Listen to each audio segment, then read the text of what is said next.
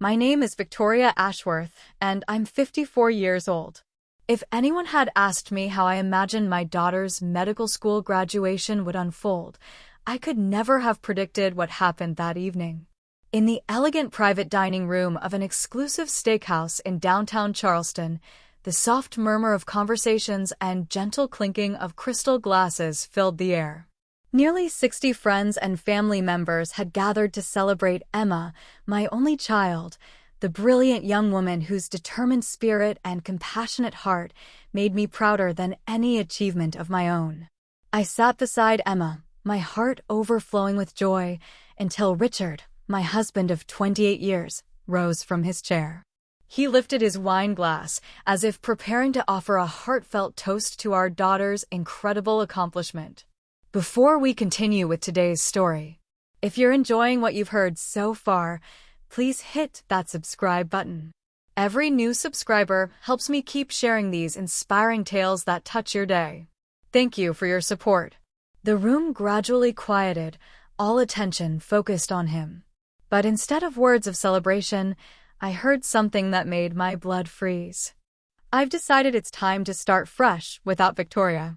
The atmosphere in the room changed instantly. Conversations died mid-sentence. Silverware stopped moving. I heard someone gasp audibly behind me. And me? I simply sat there, blinking once, while every eye in the room fixed on me, waiting for an emotional explosion.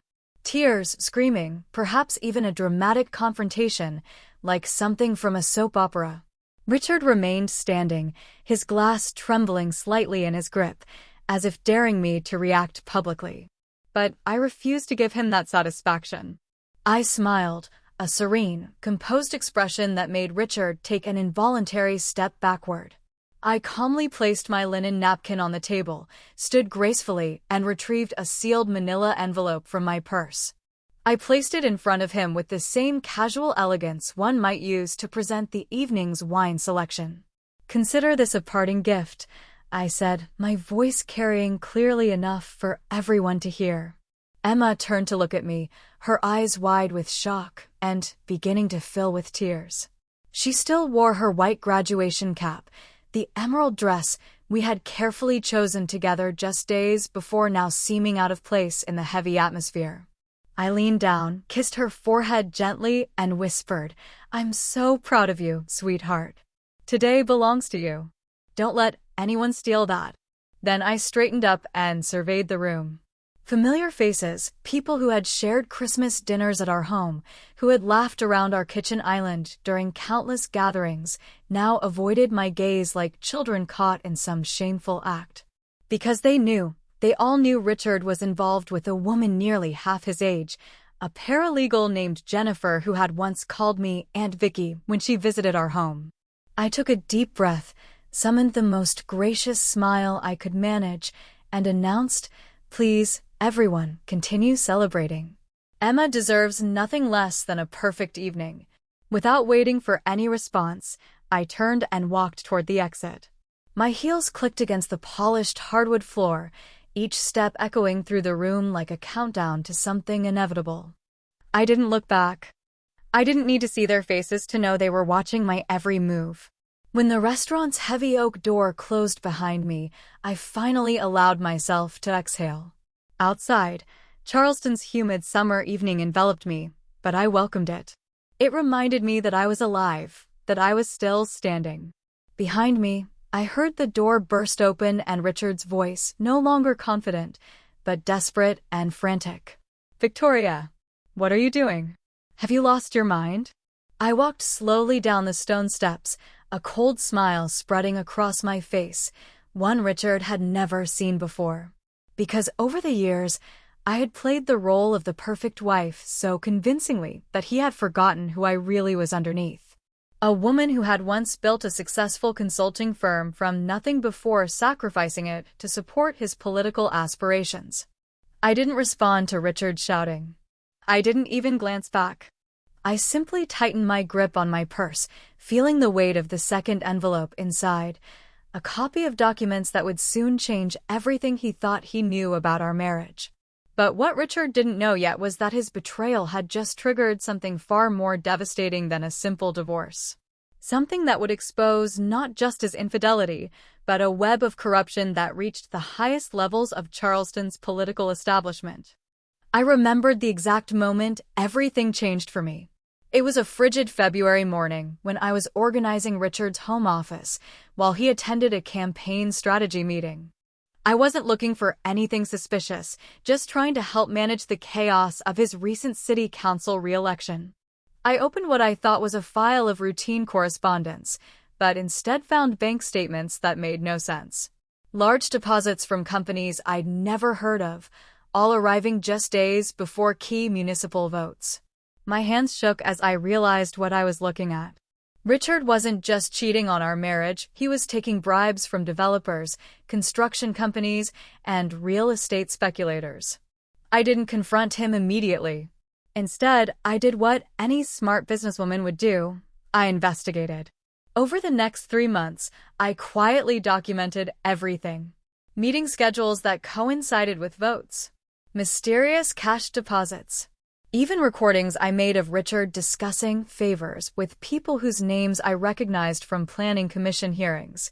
But the most shocking discovery came when I realized Jennifer wasn't just his affair partner, she was the go-between, facilitating the bribes through her law firm's accounts. I had enough evidence to destroy not just our marriage, but Richard's entire political career and potentially send him to federal prison. The night before Emma's graduation, I made copies of everything and placed them in 2 envelopes. One for Richard, and one for the FBI field office in Columbia. What Richard was about to discover was that his betrayal hadn't just cost him a wife.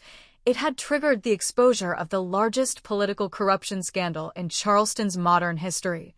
The sound of Richard's expensive Italian shoes pounding frantically on the sidewalk behind me only strengthened my resolve. With each step, I was walking away from years of being taken for granted and toward a future where I would never again be underestimated. Richard's panicked voice echoed off the historic buildings as he chased after me down the cobblestone street. But I maintained my steady pace, refusing to be drawn into his desperate attempt at damage control. "Victoria, stop. You can't just walk away like this."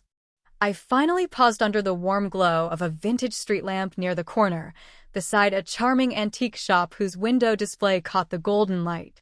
Turning slowly, I faced the man who had shared my life for nearly 3 decades.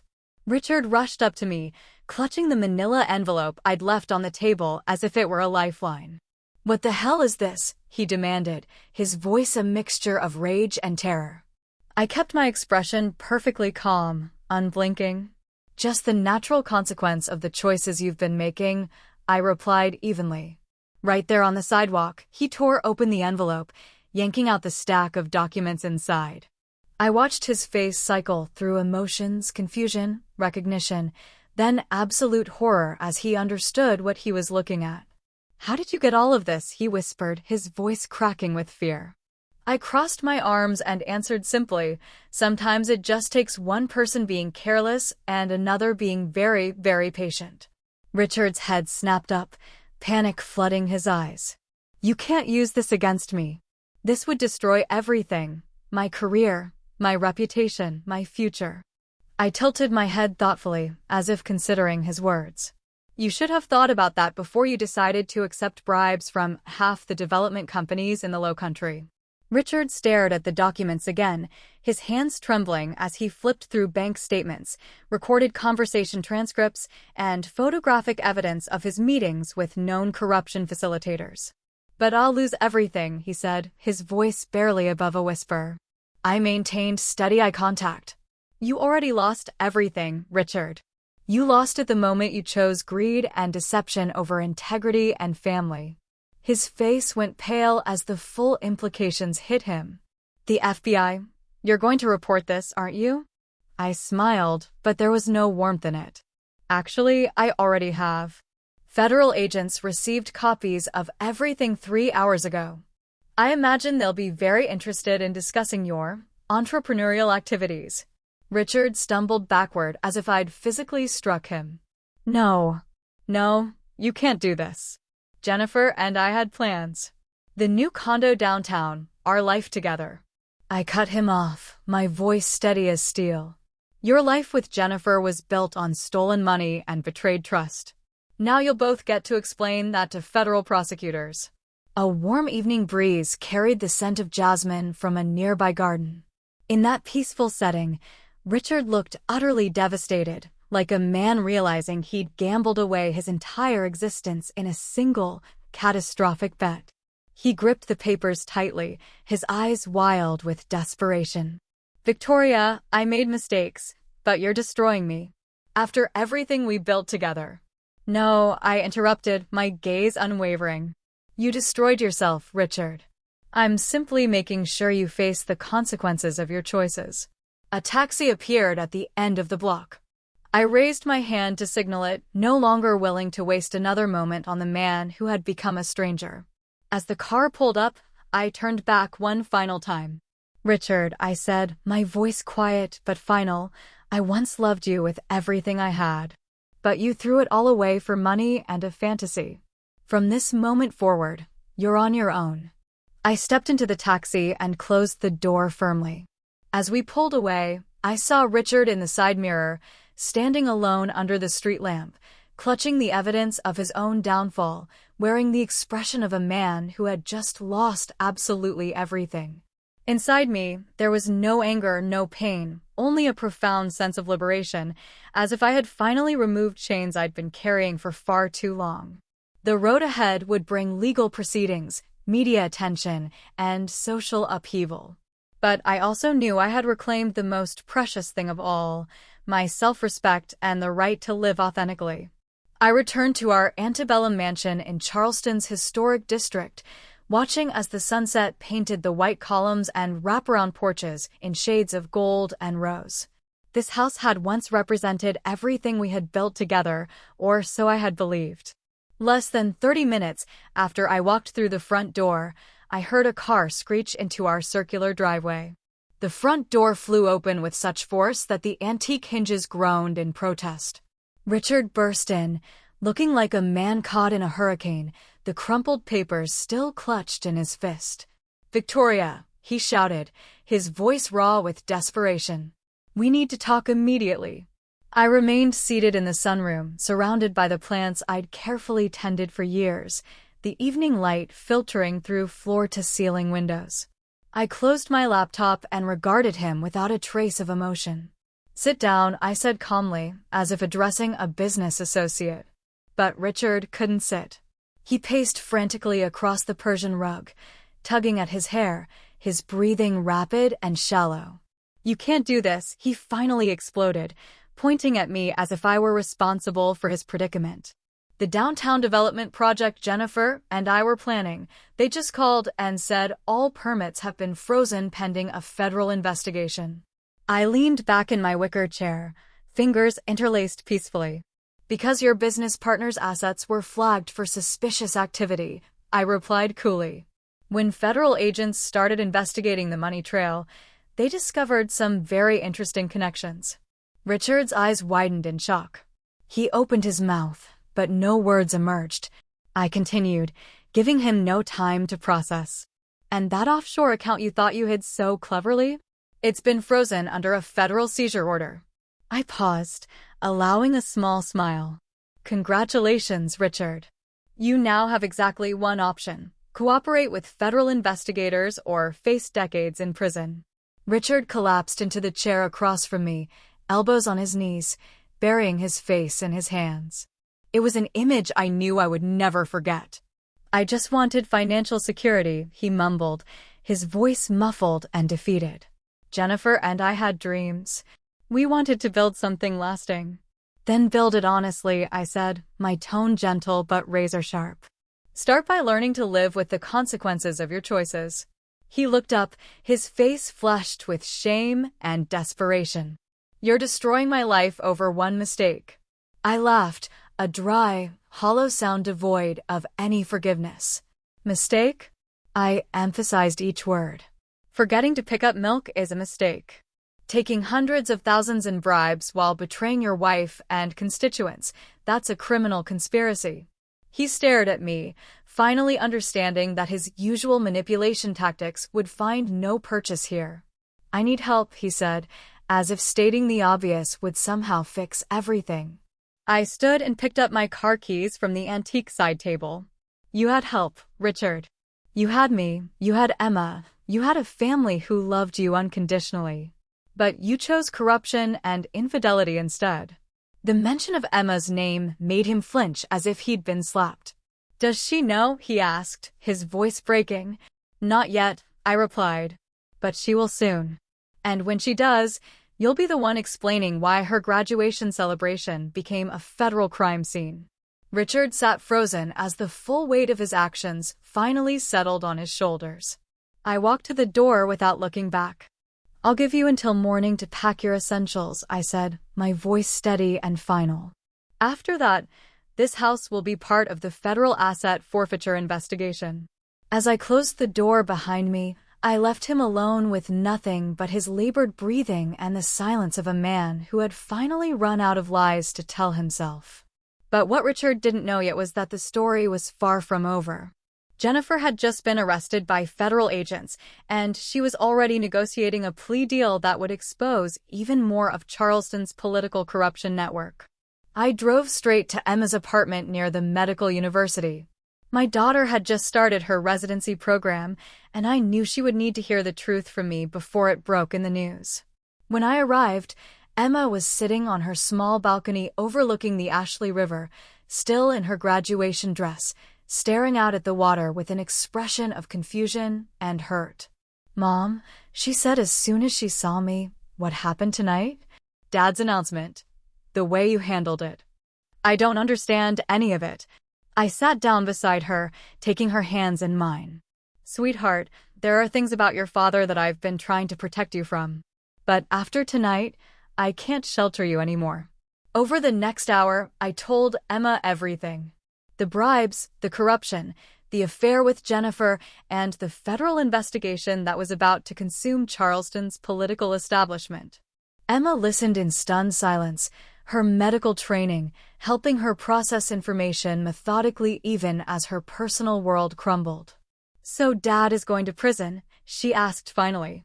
"Most likely," I said gently, "unless he cooperates fully with federal investigators and provides testimony against the other people involved." Emma was quiet for a long time, watching boats move slowly along the river. Finally, she spoke. "I'm proud of you, Mom, for not staying silent, for choosing justice over protecting a lie." Those words meant more to me than any legal victory could. But what neither of us knew yet was that Richard's arrest the next morning would be just the beginning of the largest political corruption investigation in South Carolina's history, one that would ultimately expose a network of bribery and fraud involving dozens of elected officials across multiple counties. The preliminary hearing was scheduled for a Thursday morning at the federal courthouse in downtown Charleston. The building's imposing neoclassical architecture seemed to tower over everyone entering, as if justice itself were passing judgment. I arrived with my attorney, Margaret Chin, a formidable woman whose reputation for handling high-profile cases was matched only by her commitment to protecting victims of financial crimes. Richard appeared with a team of 3 defense lawyers, all in expensive suits and grim expressions. But Richard himself looked like a shadow of the confident politician who had once commanded rooms full of supporters. The hearing was supposed to be routine, setting bail conditions and scheduling the trial. But what happened next shocked everyone in the courtroom. Federal Prosecutor James Morrison stood and made an announcement that changed everything. "Your Honor, the defendant's co-conspirator, Jennifer Walsh, has agreed to cooperate fully with our investigation. Her testimony has revealed that the scope of this corruption network extends far beyond what we initially discovered." He paused, letting the weight of his words settle over the courtroom. "We now have evidence of systemic bribery involving 14 elected officials, 6 construction companies, and approximately $12 million in illegal payments over the past 8 years. The courtroom erupted in whispers. Richard's face went completely white. But the prosecutor wasn't finished. Furthermore, Mrs. Walsh's cooperation has revealed that the defendant was not just taking bribes, he was actively coordinating the distribution of illegal payments to other officials throughout the region. Richard wasn't just a corrupt politician. He was the mastermind behind the entire operation. The judge, clearly stunned by the revelations, denied bail and ordered Richard held pending trial. As federal marshals led him away in handcuffs, Richard looked back at me one final time. But I felt nothing, no satisfaction, no sadness, just the quiet relief of knowing that justice was finally being served. Outside the courthouse, reporters swarmed around me, but Margaret guided me through the crowd without comment. That evening, the story dominated every news outlet in the state. Charleston corruption network exposed, and political scandal rocks Lowcountry were just some of the headlines. But for me, the most important moment came when Emma called. "Mom, I just wanted to tell you how brave you are. You could have stayed quiet, kept your comfortable life, and looked the other way. But you chose to do what was right even though it cost you everything." "Not everything," I corrected her gently. "I still have you. I still have my integrity. And I still have the chance to build something new and honest." 6 months later, I was sitting in the offices of Ashworth and Associates, the consulting firm I'd rebuilt from scratch. My specialty now was helping organizations identify and prevent corruption, and my client list included government agencies, nonprofits, and corporations across the Southeast.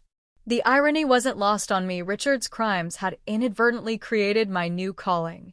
Richard was sentenced to 15 years in federal prison after accepting a plea deal that required him to testify against his co-conspirators. Jennifer received 8 years for her role in the conspiracy. Emma finished her first year of residency and was thriving in her chosen field of emergency medicine. She often said that watching me rebuild my life had taught her more about resilience than any medical textbook ever could. On a warm spring evening, exactly 1 year after Emma's graduation, I stood on the balcony of my new downtown Charleston loft, watching the sunset paint the harbor in brilliant colors. My phone rang. It was a reporter from the Washington Post, asking if I would consider being interviewed for a national story about political corruption whistleblowers. "Mrs. Ashworth," she said, "your case has become a model for how citizens can fight back against corruption in their communities. Would you be willing to share your story?" I looked out at the city I loved, now slowly healing from the scandal that had rocked its political establishment. "Yes," I said. "I think it's time people understand that sometimes the most powerful thing you can do is refuse to stay silent in the face of injustice. Because that's what I had learned through it all, that real strength isn't about enduring betrayal quietly. It's about having the courage to expose the truth, even when it costs you everything you thought you wanted." Richard had thought he could have both a corrupt fortune and a respectable family life. Instead, he lost everything and exposed a criminal network that had been poisoning Charleston's government for years. As for me, I didn't just survive his betrayal, I transformed it into purpose, helping others fight corruption and rebuild their lives with integrity. Some endings aren't happy in the traditional sense. But sometimes the most important victories are the ones that make the world a little more honest, a little more just. And sometimes that's worth every sacrifice it takes to achieve it. Victoria's story proves that when faced with corruption and betrayal, choosing justice over comfort can transform not just your own life, but your entire community. She didn't just expose her husband's crimes, she sparked a reform movement that changed Charleston's political landscape forever. In a world where looking the other way seems easier, she chose to look directly at the truth and act on it. And that choice made all the difference.